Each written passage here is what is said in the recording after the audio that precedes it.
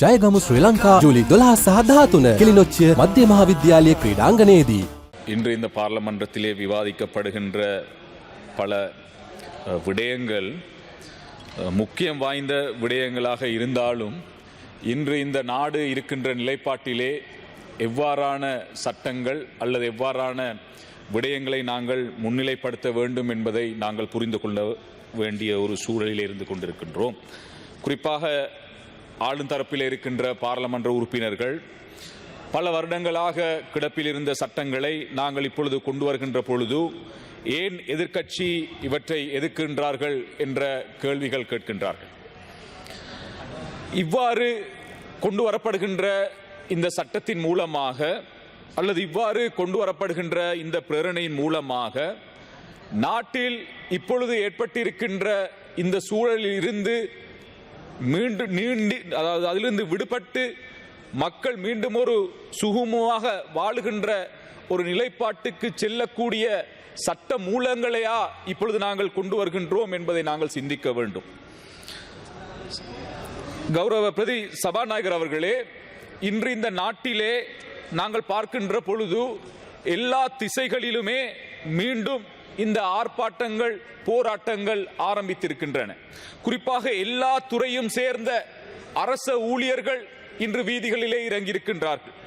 இன்று ஆசிரியர்கள், அதிபர்கள், கிராம சேவையாளர்கள், சிறுவர் பாடசாலையினுடைய ஆசிரியர்கள், கல்வி சுகாதார அமைப்பை சேர்ந்தவர்கள், வைத்தியர்கள், இவ்வாறு பல அரச அதிகாரிகள் இன்று வீதிகளிலே இறங்கி அவர்களுடைய இந்த சம்பளம் சம்பந்தமான விடயங்களும் வாழ முடியாத ஒரு சூழலிலே இருக்கின்ற நிலைப்பாட்டையும் இன்று அவர்கள் போராட்டத்தின் மூலம் அவர்கள் வெளிப்படுத்திக் கொண்டிருக்கின்றார்கள்.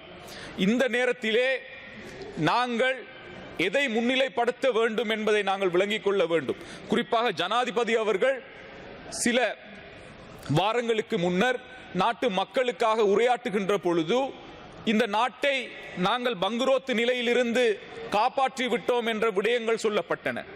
அதற்கு அடுத்த நாள் பார்லமன்றத்திலும் அவ்வாறான ஒரு பேச்சைத்தான் மீண்டும் பேசுகின்ற ஒரு விடயத்தை நாங்கள் அவதானித்தோம்.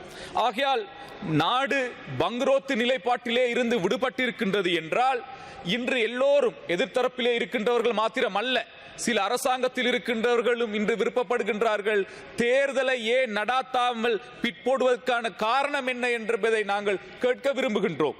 இன்று நாடு மீண்டும் ஒரு பழைய நிலைமையை திரும்பிவிட்டால் அல்லது நாட்டு மக்களுக்கு எல்லாம் கிடைக்குது என்றால், நாட்டு மக்கள் சந்தோஷமாக வாழுகின்றார்கள் என்றால் ஏன் தேர்தலை பிற்போட வேண்டும் என்பதுதான் எங்களுடைய ஒரு கேள்வியாக காணப்படுகின்றது. நேரத்தையும் கருத்தில் கொள்ள வேண்டும். ஆகையால் தயவு செய்து இந்த நாட்டிலே ஏற்பட்டிருக்கின்ற இந்த அரசியல் குழப்பம், இந்த பார்லமன்றத்தில் ஏற்பட்டிருக்கின்ற குழப்பம், ஏனைய இந்த அரசியல் சம்பந்தமான குழப்பத்தை தெளிவுபடுத்த வேண்டும் என்றால் நாங்கள் ஒரு தேர்தலை முகம் கொடுக்க வேண்டிய ஒரு சூழலிலே இருந்து கொண்டிருக்கின்றோம்.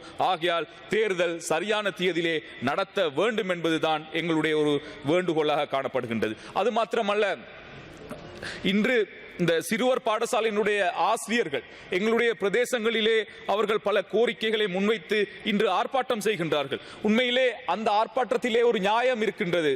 கௌரவ பிரதி சபாநாயகர் அவர்களே, இன்று அந்த ஆசிரியர்கள் 4000 ரூபாய் கொடுப்பனவை பெறுகின்ற ஆசிரியர்களாக இருந்து கொண்டிருக்கின்றார்கள்.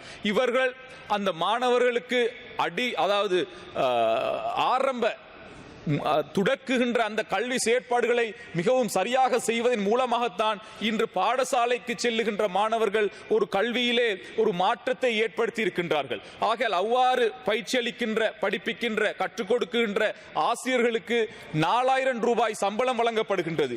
இது இப்பொழுது இருக்கின்ற சூழலிலே போதுமானதா என்பதை நாங்கள் விளங்கிக் கொள்ள வேண்டும். ஆகையால் அவர்களுடைய அந்த நியாயமான கோரிக்கை இன்னும் 4000 ரூபாய் அதிகரிக்க வேண்டும் என்பதை அவர்கள் எதிர்பார்க்கின்றார்கள். ஆகையால் அந்த விடயத்திலே கவனம் செலுத்தி அவர்களுக்கான அந்த சம்பள உயர்வை வழங்குகின்ற ஒரு நிலைப்பாட்டையும் உண்டுபடுத்துவதற்கு அரசாங்கம் முன்வர வேண்டும் என்பதை கேட்டுக்கொள்வதோடு, இன்று எங்களுடைய திருகோணமலையிலே காணப்படுகின்ற மெக்கேசர் மைதானம் ஒரு தேசிய மைதானமாக இருந்த போதிலும் அதற்கு நினைக்கின்றேன் சில ஆண்டுகளுக்கு முன்னர் ஒதுக்கீடு செய்யப்பட்டிருக்கின்றன. அந்த ஒதுக்கீடு இடைநிறுத்தப்பட்டது. அந்த இடைநிறுத்தப்பட்டதுக்கு பின்னர் அந்த மைதானத்தினுடைய எல்லா செயற்பாடுகளும் முடக்கப்பட்டிருக்கின்றன. ஆகையால் அந்த மைதானம் ஒரு தேசிய மைதானமாக உருவாக்குவதற்கான நடவடிக்கைகளை அரசாங்கம் முன்னெடுக்க வேண்டும். ஏனென்றால் அந்த அந்த மைதானத்தினுடைய வேலைகள் ஆரம்பித்து முன்னெடுக்கின்ற செல்கின்ற பொழுது அந்த இடத்திலே உடல்கள் கண்டுபிடிக்கப்பட்டதன் காரணமாக அது இடைநிறுத்தப்பட்டிருக்கின்றது. ஆனால் இன்று அதற்கான தீர்வுகள் வந்திருக்கின்றன. ஆகையால் அது சம்பந்தமான சகல ஆதாரங்கள், அந்த கடிதங்கள் என்னிடம் காணப்படுகின்றது. அதையும் இந்த இடத்திலே ஹேண்ட்சாட் படுத்துமாறு நான் இந்த இடத்திலே கேட்டுக்கொள்கின்றேன், நேரத்தை கருத்தில் கொண்டு.